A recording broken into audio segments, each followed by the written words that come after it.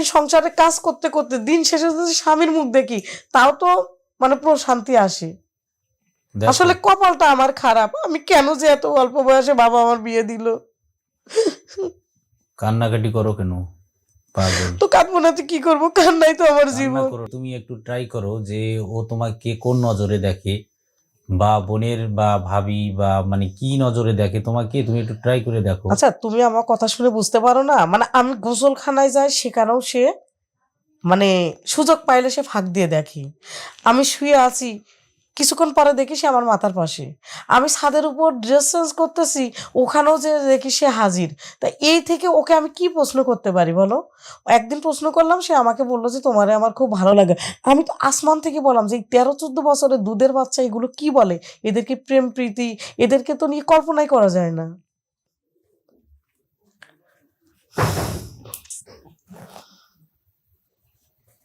উফ, প্রয়োজনের সময় ফোন ধরে না, কি যে বিরক্তিকর লাগছে।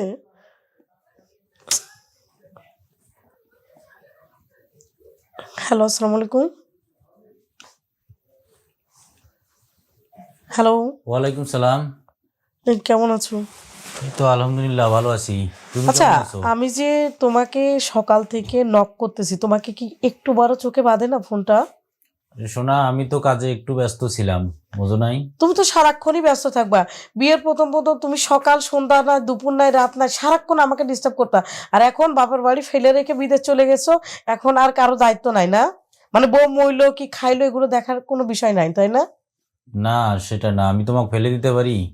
তুমি তো ভালো করেই জানো, কারণ হচ্ছে কাজে একটু ব্যস্ততা থাকি এই জন্য। আর তুমি এমন সময় ফোন করো, আমি তো ব্যস্ত নিয়ে মানে অনেকজন কাছাকাছি থাকে বা কাজ করি, বা রোমান্টিক কোনো কথাও বলতে পারি না, এই জন্যই তো আমি ধরি না শোনা।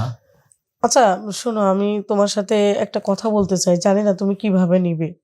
এই যে তোমার ছোট্ট ভাই, ওর বয়স কত? ওর বয়স 13 কি 14। সে এমন অ্যাটিটিউড করে আমার সাথে, মানে আমি আশ্চর্য হয়ে যাই যে এত ছোট পোলা কিভাবে এগুলা করে। মানে আমি কিছু বুঝতে পারি না, কারণ তোমাকে যে কিভাবে বলবো আমি বুঝতে পারছি না। হ্যাঁ বলো, কি সমস্যা? ভাই কি করে তোমার? আরে সমস্যা হয়েছে কি, ও কি করে, আমি যদি গোসলখানায় যাই হুম। ও দেখি এক দৃষ্টিতে তাকিয়ে থাকে, আমি বুঝি না। সেদিন কি হয়েছে জানো, আমি ছাদের উপরে ড্রেস চেঞ্জ করছি, ও দেখি দূর থেকে মানে দরজার আড়াল থেকে চুরি করে করে দেখে। আমি দেখে আশ্চর্য হয়ে গেলাম। তারপর আরেকদিন কি হয়েছে শোনো, আমি মাথা ব্যথা করছে, আমি শুয়ে আছি, ও এসে দেখি আমার মাথার পাশে এসে চুপ মেরে বসে পড়ে এক দৃষ্টি দিয়ে তাকিয়ে থাকে। বিশ্বাস করো এইগুলা দেখে আমার না খুবই অবাক লাগছে। মানে কেন এমন হচ্ছে? আর এতটুকু ছোট বাচ্চা ওর দৃষ্টি দেখে বিশ্বাস করো আমি আতঙ্কিত হয়ে যাচ্ছি। আচ্ছা, ওকে হচ্ছে একটু তুমি বুঝ দেবা না যে কি জন্য এ করছো, আর মাকে একটু বিষয়টা জানাতে তুমি। না আসলে ও ছোট বাচ্চা তো, আমি একদিন যাই হোক ওকে আমি ডেকে জিজ্ঞাসা করেছি। ও বলে যে ভাবি তোমাকে না দেখতে আমার অনেক ভালো লাগে। শুধু এই কথাটাই বললাম, তোমার কি ভালো লাগে? বলে যে, তুমি যখন রান্না করো আমি তোমাকে দেখি, তুমি যখন এটা করো এটা দেখি। আবার কি করে জানো, আমি রান্না করতেছি কখন এসে দেখে আসল রান্নাঘরের আসল ধরে দাঁড়িয়ে আছে। বিশ্বাস করো, ওরেই যে একটা অবাক দৃষ্টি দিয়ে তাকিয়ে থাকা, মানে আমার কেমন কেমন লাগে যে এতটুকু ছোট বাচ্চার এমন এক্সপ্রেশন কেন হবে? মানে আমি নিতে পারছি না, বিশ্বাস করো আমার অনেক ভয় করে। আচ্ছা ঠিক আছে, তুমি হচ্ছে ও তো এখন ছোট, তারপরে হচ্ছে মানে তুমি তো দেখতাই যে ছোট থেকে ও তোমার সামনেই বড় হয়ে গেল। কারণ ও হচ্ছে মানে ওকে তুমি একটু ট্রাই করো যে ও তোমাকে কোন নজরে দেখে, বা বোনের বা ভাবি বা মানে কি নজরে দেখে তোমাকে, তুমি একটু ট্রাই করে দেখো। আচ্ছা তুমি আমার কথা শুনে বুঝতে পারো না, মানে আমি গোসলখানায় যাই সেখানেও সে মানে সুযোগ পাইলে সে ফাঁক দিয়ে দেখে। আমি শুয়ে আছি, কিছুক্ষণ পরে দেখি সে আমার মাথার পাশে। আমি ছাদের উপর ড্রেস চেঞ্জ করতেছি, ওখানেও যে দেখি সে হাজির। তা এই থেকে ওকে আমি কি প্রশ্ন করতে পারি বলো? একদিন প্রশ্ন করলাম, সে আমাকে বললো যে তোমারে আমার খুব ভালো লাগে। আমি তো আসমান থেকে বললাম যে এই 13-14 বছরের দুধের বাচ্চা এগুলো কি বলে, এদেরকে প্রেম প্রীতি, এদেরকে তো নিয়ে কল্পনাই করা যায় না। আচ্ছা ঠিক আছে, এখন হচ্ছে তুমি ওই মাকে একটু বলো, আর যদি তুমি না বলো তাহলে আমি বলবো। যাই হোক, এখন ছোট ভাইয়ের ব্যাপারটা তো ওটা আমি মিট করে নিব। শোনো আমি এটা বলতে পারবো না, কারণ আব্বু আম্মু কি ভাববে যে আমার ছোট পোলার বিরুদ্ধেও নালিশ করছে। এটা আসলে একটু কেমন না? তো তুমি তো আমার কাছের লোক, তোমাকে ছাড়া আমি কাকে বলবো বলো? আচ্ছা ঠিক আছে, ওটা নিয়ে তুমি টেনশন করো না। আমি ছোট ভাইকে কিভাবে ম্যানেজ করতে হবে ম্যানেজ করব। এখন আমি সময় কম, কারণ তুমি আমার নিয়ে একটু ভাবো।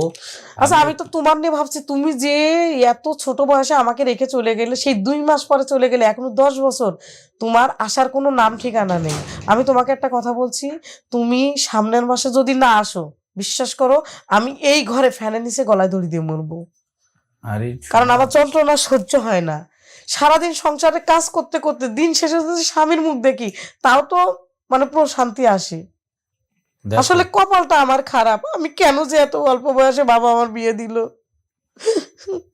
কান্নাকাটি করো কেন পাগল? তো কাঁদবো না তো কি করবো, কান্নাই তো আমার কান্না জীবন। করো না, কান্না করো না লক্ষ্মী। এই তো আর 2 মাস আছে, 2 মাস পরেই তো আমি যাব। কারণ হচ্ছে দেখো, এখন তোমার জন্যই তো আমি বিদেশে আসছি, ছোট ভাই মা বাবা তোমার জন্য। কারণ টাকা পয়সা ছাড়া কি মানুষ চলতে পারে?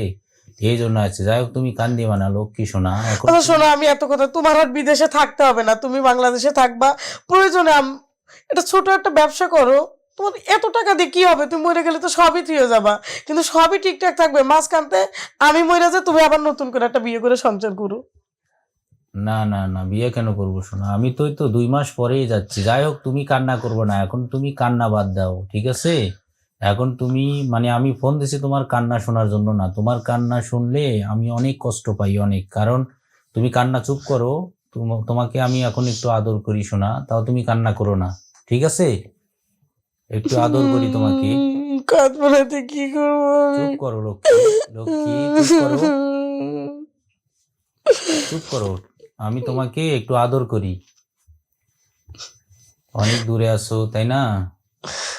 আচ্ছা আমি এত কথা বলতে চাই না, ওই যে আমার রান্না চুলাই তো, আমি এত কথা বলতে পারছি না। তুমি শোনো, তুমি কিভাবে কি করবো আমি জানি না, তুমি ছোট ভাইকে, আমি এগুলো কথা কাউকে বলতে পারছি না। আচ্ছা বলছি তো তোমাকে যে ছোট ভাইয়ের ব্যাপারটা আমি মাকে বলে ওটা ঠিক করে দেব, ঠিক তুমি আছে? মাকে দূর থেকে বলবার, বলবে যে আমার ছোট একটা পোলা, মাসুম পোলা, তার বিরুদ্ধে কথা বলছে। কারণ কি জানো, পরের মেয়েরা কখনো শ্বশুর বাড়ি আপন হয় না, কিছু বললেই আচ্ছা তাদের ঠিক দোষ হয়ে আছে, যায়। সমস্যা নেই, ওটা আমি বলবো। তাহলে এখন থাকো, ভালো থাকো। আর সময় করে ফোন দেবো তোমাকে। হ্যাঁ, তোমার আচ্ছা সাথে ঠিক অনেক আছে, আর কথা তুমি আছে। একটু বিষয়টা তা একটু বলো, দেখো। এখন আমি তোমাকে একটা কিস করি, বলো। না থাক, এখন কিস করতে হবে না।